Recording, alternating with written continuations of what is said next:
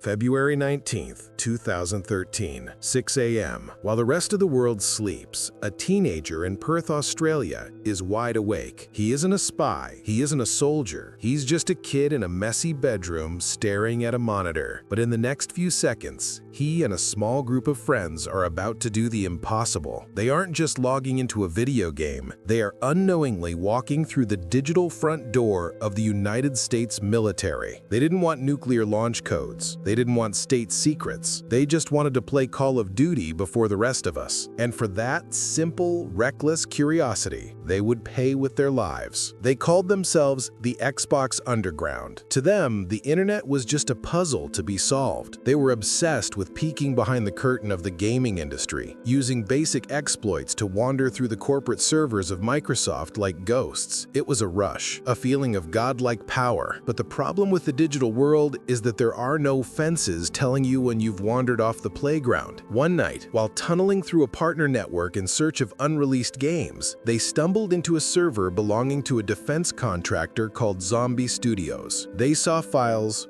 for a flight simulator. They thought they'd struck gold, but when they opened the files, they weren't looking at a game. They were looking at the cockpit of an AH-64 Apache helicopter. They had accidentally stolen the proprietary training software used by the US Army. In the blink of an eye, a group of bored gamers had acquired technology the Department of Defense spent millions to protect. They didn't even realize what they had. To them, it was just another trophy. But the FBI wasn't laughing. They didn't see teenagers.